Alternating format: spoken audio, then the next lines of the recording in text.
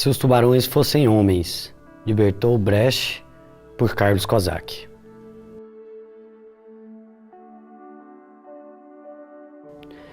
Se os tubarões fossem homens, eles seriam mais gentis com os peixes pequenos.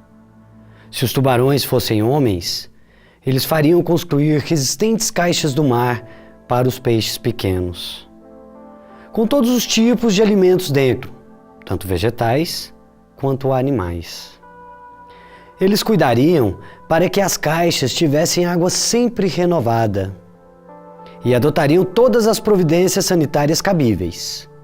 Se, por exemplo, um peixe pequeno ferisse a barbatana, imediatamente ele faria uma atadura a fim de que não morresse antes do tempo. Para que os peixes pequenos não ficassem tristonhos, eles dariam cá e lá uma festa aquática, pois os peixes alegres têm gosto melhor que os tristonhos. Naturalmente, também haveria escolas. Nas grandes caixas, nessas aulas, os peixes pequenos aprenderiam como nadar para as gargantas dos tubarões. Eles aprenderiam, por exemplo, a usar a geografia, a fim de encontrar os grandes tubarões deitados preguiçosamente por aí. A aula principal seria, naturalmente, a formação moral dos peixes pequenos. Eles seriam ensinados de que o ato mais grandioso e mais belo é o sacrifício alegre de um peixe pequeno, e que todos eles deveriam acreditar nos tubarões, sobretudo quando dizem que velam pelo belo futuro dos peixes pequenos. Se cismaria nos peixes pequenos que esse futuro só estaria garantido se aprendessem a obediência. Antes de tudo, os peixes pequenos deveriam guardar-se antes de qualquer inclinação baixa, materialista, egoísta e marxista, e denunciaria imediatamente aos tubarões se qualquer deles manifestasse essas inclinações. Se os tubarões fossem homens, eles naturalmente fariam guerra entre si, a fim de conquistar caixas de peixes e peixes pequenos estrangeiros. As guerras seriam conduzidas pelos seus próprios peixes pequenos. Eles ensinariam os peixes pequenos que entre eles e os peixes pequenos de outros tubarões existem gigantescas diferenças. Eles anunciariam que os peixes pequenos são reconhecidamente mudos e calam nas mais diferentes línguas, sendo assim impossível que entendam um ao outro.